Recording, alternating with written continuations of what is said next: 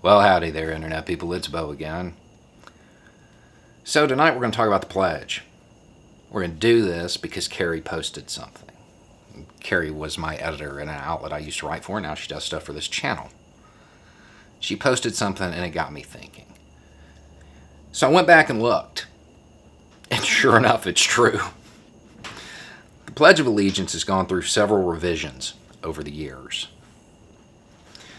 It started out in 1892.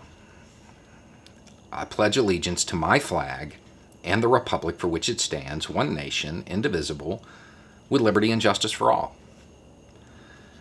Then an early revision, 1892 to 1923.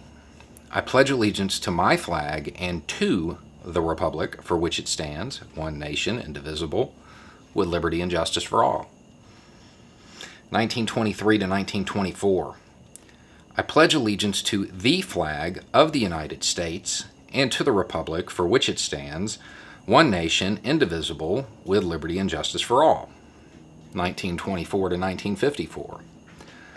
I pledge allegiance to the flag of the United States of America and to the republic for which it stands, one nation, indivisible, with liberty and justice for all. 1954, current version.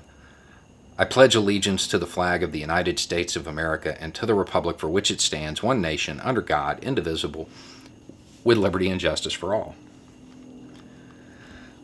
The fact that this was inspired by an editor is just happy coincidence in some ways. As a journalist, when you're writing, you have to be concise. You have a word count. You've heard it in movies. Give me 300 words. Give me 600 words. If you have ever written, you know that 300 words is not much. 600 words is not much. You have to be concise.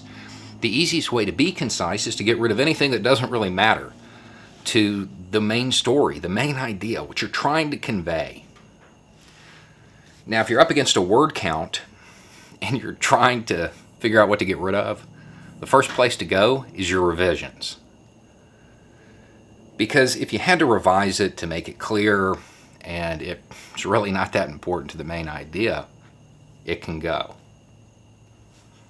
If you were to apply this concept to the pledge, you would end up with a pledge that sounds something like, I pledge allegiance to liberty and justice for all. The rest of the clauses at some point had to be revised. I pledge allegiance to liberty and justice for all. Man, isn't that a whole lot better? Doesn't it really get to the point? You're not pledging allegiance to a symbol, but to an idea, something that matters. Not the symbol that is supposed to represent that idea, but the actual idea. That's where your allegiance lies. So much better.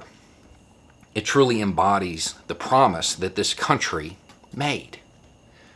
Liberty and justice for all. And it got it wrong in the beginning, right? We all know that. And as time went on, that umbrella of liberty and justice, well, it covered more and more people.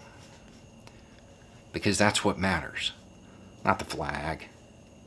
The flag's a symbol representing that idea. The idea is what matters. That shortened pledge, I pledge allegiance to liberty and justice for all.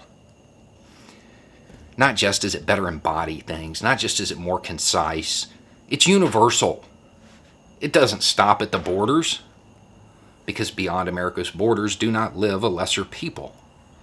It applies to everybody. It gives us a goal. It gives us something to actually fight for, something worth fighting for. I personally think that if we focused on the ideas rather than the symbols, the world would be a whole lot better off. Anyway, it's just a thought. Y'all have a good night.